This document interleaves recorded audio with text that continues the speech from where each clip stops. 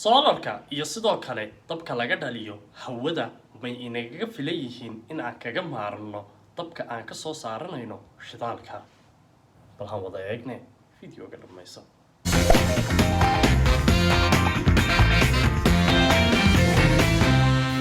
Runtii waxyaabaha ugu isticmaalka badan leh caalamka ayaa ah tamarta, taasoo runtii aan ku isticmaalno maalin walba, ha noqoto guryaha ama ha noqoto goobaha aan ku shaqaynayno. Waxaana ugu baahannahay tamarta si aan u isticmaalno daily life-keena, ha noqoto telefoonka aad hadda igaba daawanaysidba. Si aan u soo saarno tamartaas waxa aan u baahannahay shidaal.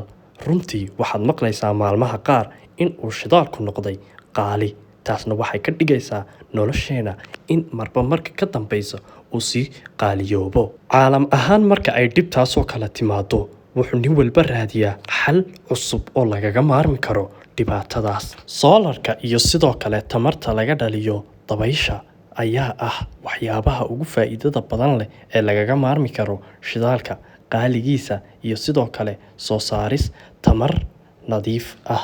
Waxaan ogsoonnahay in aan haysanno cadceed inaga badan oo sidoo kale soo saaraysa tamar inaga badan. Sidoo kale dabayshana waxa aan kaga faa'iidaysan karnaa markaste inagoo aan u samaynayno keliya mishiinada lagaga dhaliyo tamarta. Laakiin maxay dhibaato leedahay oo intaasoo dhan inaga hortaagan in aan joogtayno isticmaalka tamartaas. Sidoo kale aanad ogeyn ayaa ah in 3% tamarta la isticmaalo caalamka laga soo saaro qaab noocaas oo kala ah. Laakiin su'aasha isweydiinta mudan ayaa ah waddan kasta muxuu uga falgeli waayay in uu samaysto uu kaga maarmo tamar noocaas oo kala ah. Jawaabta ayaa ah runtii tamarta in aan u baahannahay markaste. Laakiin hadday noqoto tusaale ahaan solarka jaskaliya waxa aan heli karnaa marka ay cadceedu joogto.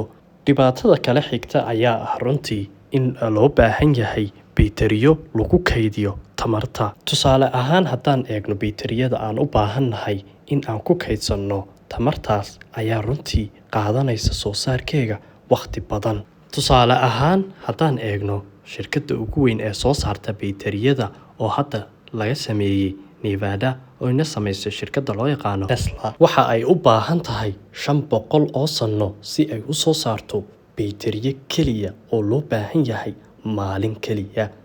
Taasna runtii waxay caddaynaysaa in ayna macquul ahayn oo ay adag tahay in la soo saaro baytariyo. Runtii qaabka loo helayo tamar way fududahay maadaama cadceeddii ay tahay bilaash, sidoo kale ay dabayshiina tahay bilaash. Laakiin waxaa adkeynaya processka looga dhigayo maadaama oo loo baahan yahay waxyaabo loogu bedelo tamar.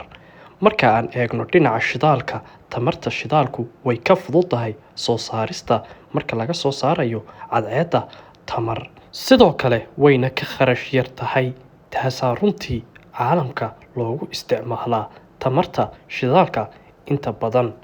Sidoo kale dhibaatada jirta ayaa ah wax kasta oo looga baahan yahay si tamarta cadceedda looga dhigo tamar la isticmaali karo waxa uu ka samaysan yahay waxyaabaha balastiga, kaasoo runtii ka soo baxa dhulka.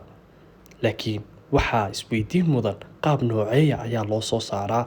Waxaasoo dhan waxa ay u baahan yihiin in lagu soo saaro awood iyo tamar iyadoo la isticmaalayo qalab ku shaqaynaya shidaal.